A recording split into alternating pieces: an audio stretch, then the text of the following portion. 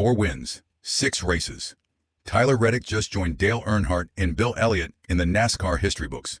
But now, the entire garage is asking questions. And some of those questions are very uncomfortable. Is 23XI Racing just that good? Or is something else going on? At Pit Lane Insiders, we're not looking away from this. Opening. Set the stage. NASCAR feels absolutely electric right now. And not just because one big thing happened today, but because 2 massive stories are shaking up the garage at the exact same time. One of them is the kind of moment that makes fans jump off the couch.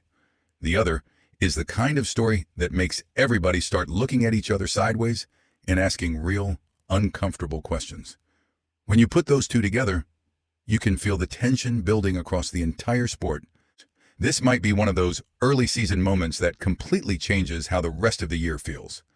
The energy inside the garage, the way fans are reacting, the pressure starting to build from every direction. Something has clearly shifted. At Pit Lane Insiders, we break down both stories the way real fans do. Hit that like button and subscribe. Let's get into it. Story 1. Tyler Reddick at Darlington.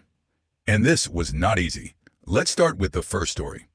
Because Tyler Reddick just put together the kind of win at Darlington Raceway that says everything about where he and the number 45 team are right now. This was not some comfortable pole-to-checkered cruise where everything went perfectly. He started on the pole, but the day got messy in a hurry. A slow stop on the first green flag pit cycle cost him valuable track position. Then the team had to make a battery change, which sent him to the rear to start the second stage. On top of all that, his cool suit wasn't working properly. At Darlington, over 400 hard miles, at a track that already beats drivers up when everything is running normally. For Reddick to deal with all of that and still come back and win, that tells you this was way more than just a fast car. Now, right how the race unfolded, what really made the difference was the way the race played out late, and the way Tyler Reddick and 23XI Racing handled it. Brad Keselowski had been the race dominator for a huge chunk of the day. He swept the opening 2 stages, led 142 laps. RFK Racing genuinely looked like they had the field covered and were on their way to owning this race under the new rules package. But Reddick's group stayed calm, made the late pit strategy work. And because he pitted 3 laps later than Keselowski, he had significantly fresher tires when it mattered most. About 20 laps later, he made the winning move, got around Keselowski, and drove away. Not just edged him out, stretched the lead to 5.8 seconds by the finish. Led 77 laps total. That is a statement win. And the history being made. When you zoom out, this win becomes even bigger. That was Tyler Reddick's first career win at Darlington Raceway, the 12th win of his Cup Series career. But more than that, it keeps alive what is turning into one of the most remarkable starts to a NASCAR season in recent memory. 4 wins in the first 6 races. That is not just hot streak territory. That is history book territory. As noted on the Fox broadcast after the race, Reddick joined Dale Earnhardt in 1987 and Bill Elliott in 1992 as the only drivers in NASCAR Cup Series history to win 4 of the first 6 races in a season. When you hear names like Dale Earnhardt and Bill Elliott attached to what a current driver's doing, you stop. You pay attention. Because those names don't get thrown around lightly. This is also a massive moment for 23XI Racing as an organization. Co-owned by Denny Hamlin and Michael Jordan, the team is clearly operating at a completely different level right now. These 4 wins are the most the organization has had in a single season since launching in 2021. Now, Michael Jordan said after the race that Reddick did an unbelievable job. Honestly, that feels like an understatement. What makes this so impressive is not just the winning. It's the way they're winning. Different types of races, different kinds of pressure, different kinds of adversity, and they keep finding answers every single time. RFK Racing, so close and yet. On the other side of this story, you have to talk about RFK Racing, because this genuinely felt like a missed opportunity for that organization. Brad Keselowski did so much right. He was fast. He controlled long stretches of the race. He looked like he had the field covered for a long time. Chris Buescher was right there too, leading 41 laps and showing real speed throughout the day. Ryan Preece had a quieter day, but still brought the car home in 13th, giving RFK 3 cars running competitively. But late in the race, everything slipped away. Keselowski had nothing left for Reddick once those fresher tires came into play. Buescher's race got complicated when he suffered right-side damage in turns 3 and 4 after Reddick, apparently not realizing Buescher was pitting, ran into the back of him.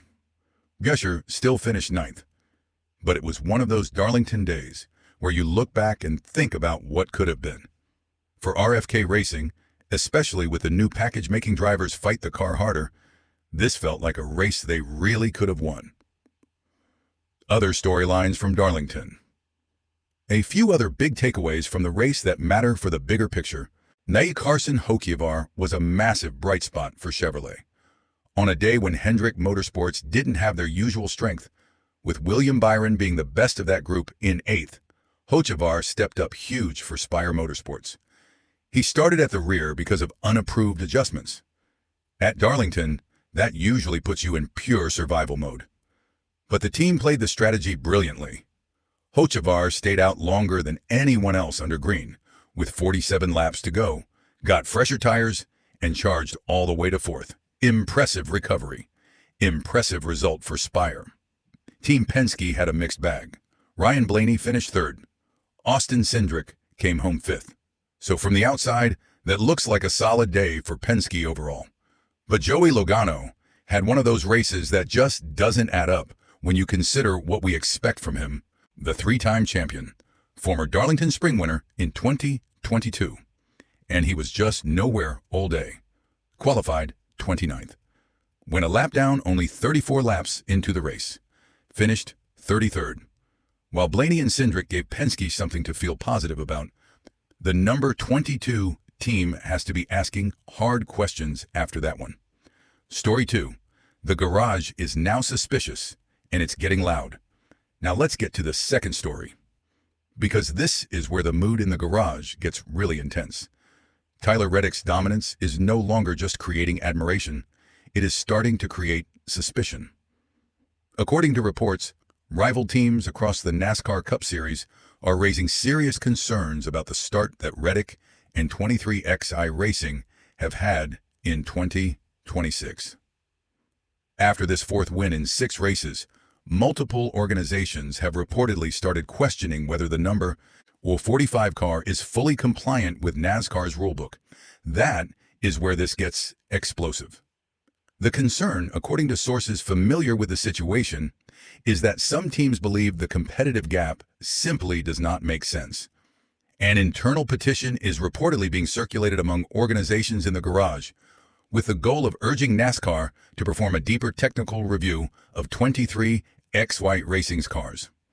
One anonymous team executive was quoted saying, "You do not just find that kind of speed across every track type without something being off," specifically pointing to the long-run pace, the tire wear, and the drive off the corner as being on another level entirely.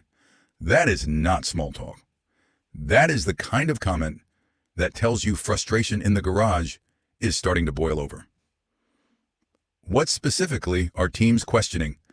When you look at the specific concerns being discussed, you can see exactly why this story is gaining traction. Teams are reportedly focused on 3 things: unusual tire longevity compared to the rest of the field, superior acceleration off the corners, consistent long-run speed regardless of track conditions. If you watch how Reddick handled Darlington, especially after all the early issues, you can understand why people are talking. The number 45 team keeps finding speed when it matters most, not just at one track type, everywhere, every weekend. That is what is making other teams deeply uncomfortable. It's one thing to hit on a setup for a specific race weekend. It's another thing entirely to show this level of pace over and over and over again. What NASCAR and 23XI are saying now, to be completely clear, this is still suspicion, not proof.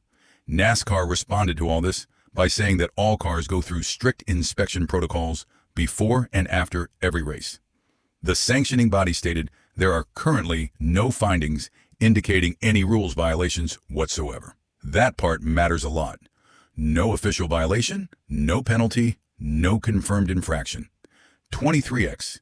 iRacing is also pushing back hard. A team spokesperson said they are operating fully within the rules, and that their performance comes down to preparation, execution, and an elite team doing elite work. And honestly, that is absolutely a real possibility. Great teams do separate themselves. Better people, smarter calls, cleaner execution. Drivers who can maximize everything the car has to offer. But from a fan perspective, and from a competitive integrity perspective, this is now one of the biggest storylines in the entire garage. Because whenever one car gets this dominant this early, the rest of the field starts looking for answers. The bottom line. This is where both stories crash together. In story 1, Tyler Reddick proved again that he is not just fast. He is tough, disciplined, and backed by a team that knows how to recover when everything goes sideways. Beating electrical problems, losing track position, dealing with a failed cool suit, out-strategizing Brad Keselowski, outrunning RFK Racing, adding another Darlington win to a season already becoming historic. In story 2, that same dominance is now creating serious backlash across the garage. Rival teams questioning whether 23XI Racing's speed is simply too good to be true. The pressure is on everyone now. On Tyler Reddick to keep proving this is greatness, not a hot streak. On 23XI Racing to keep winning while the spotlight gets harsher by the week. On NASCAR to make sure every inspection is airtight and every question gets answered clearly. On the rest of the field, Keselowski, Buescher, Blaney, Cindric, Byron, Hocevar, Logano, and everyone else to figure out how to close this gap before this season completely gets away from them. Whether you believe Tyler Reddick and 23XI Racing are just that good, or whether you think the garage has every right to ask harder questions, one thing is obvious. The entire NASCAR Cup Series is now chasing one team, one driver, one story that keeps getting bigger every single week. At Pit Lane Insiders, we'll be right here for all of it. Now I want to hear from you. Is Tyler Reddick and 23XI Racing just operating on another level? Or do you think the garage has a point? And what do you expect from Brad Keselowski and RFK Racing as they try to chase this down? Drop your thoughts in the comments. Let's actually talk about this. If this breakdown was worth your time, smash that like button and subscribe to Pit Lane Insiders for honest NASCAR coverage every single week. No fluff, no filter, just the real stories from inside the garage. That's Pit Lane Insiders. See you in the next one.